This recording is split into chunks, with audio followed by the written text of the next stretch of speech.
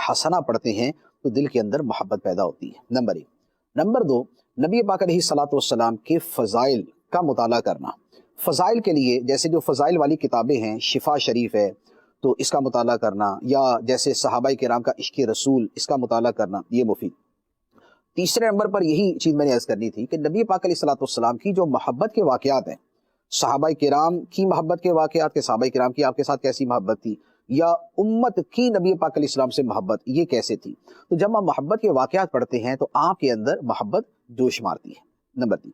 Number 4 ये है कि नबी पाक अलैहिस्सलातु वस्सलाम की अज़मत व शान में लिखी गई नातों का मुताला करना। जब आप नातें पढ़ते हैं और नातों में नबी पाक अलैहिस्सलाम की शान पढ़ते हैं तो दिल के अंदर एक बड़ी कशिश पैदा होती है, क्योंकि शेर की एक अपनी तासीर है कि शेर दिल में उतर जाता है, और नबी पाक अलैहिस्सलातु वस्सलाम की शान मुबारक के बारे में जब आप पढ़ते हैं तो जो शेर की तासीर है और जो नबी पाक अलैहिस्सलाम की मोहब्बत की तासीर है, दोनों दिल में जाती है।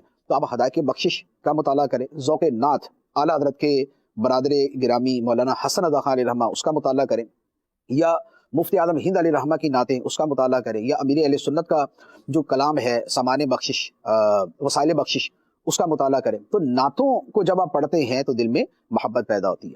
5वें नंबर पे नातें सुने और नातें पढ़ें, वो था मुताला कि आप किताब सामने रख के पढ़ते, ये था बाकायदा जिसे सुर में पढ़ना कहते हैं, तरन्नुम के अंदर पढ़ना कहते हैं, क्योंकि मुतरन्नम आवाज़ की दिल के अंदर एक तासीर होती है। लिहाजा अच्छे नात खान से नात सुनना या खुद अच्छी आवाज़ में पढ़ना, ये नबी पाक अलैहिस्सलातु वस्सलाम की मोहब्बत पैदा करने के अंदर बड़ा मुअस्सिर है। 6ठे नंबर पे वो बयानात सुनना कि जिनका ताल्लुक नबी पाक अलैहिस्सलातु वस्सलाम की अज़मत व शान के साथ है। जब आप बयान सुनते हैं तो बयान का एक अपना असर होता है। जैसे मदनी चैनल पर ही हमारे मुफ्ती हसन साहब का सिलसिला था कसीदा बुर्दा शरीफ की शरह के बारे में, इसी तरह दुरूस शिफा शरीफ की शरह के ऊपर उनका एक बड़ा तवील सिलसिला है। इसी तरीके से मैंने भी एक सिलसिला किया था कि प्यारे नबी के प्यारे अखलाक, और इसके अलावा नात का सिलसिला वैसे भी हर संडे की रात को जो है ना, हर संडे को होता है रात के वक्त इशा के बाद। अच्छा, इसी तरीके से मदनी चैनल पर ही नात खानी के हवाले से और कई प्रोग्राम हैं, नातों का मुकाबला और इस तरह की प्रोग्राम होते हैं। तो ये सारी चीज़ें मामूल बनाए। अच्छा, फिर इसके साथ एक और बड़ी अहम चीज़ है, वो है दुरूद पाक की कसरत। और दुरूद पाक की कसरत में 2 चीज़ों का ख्याल करें। नंबर 1 तो ये है कि एक तो कसरत से पढ़ें, और कसरत से पढ़ने के अंदर तो फिर आप चलते फिरते भी पढ़ेंगे, वो भी पढ़ते रहे।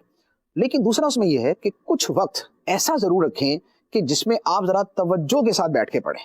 वैसे तो आप चलते फिरते भी पढ़ रहे हैं, घर का काम करते भी पढ़ रहे हैं, बाहर सौदा खरीदने निकले तो रास्ते में पढ़ते गए, वो ठीक है, वो भी पढ़े, उससे भी मोहब्बत में इजाफा होगा। लेकिन इसके साथ कोई 5, 10, 12 मिनट ऐसे भी हों कि जिस वक्त आप जिसे कहते हैं ना कि डूब के पढ़े, तो आप फिर डूब के पढ़े, नात दुरूद पाक के अंदर आप डूब के पढ़े।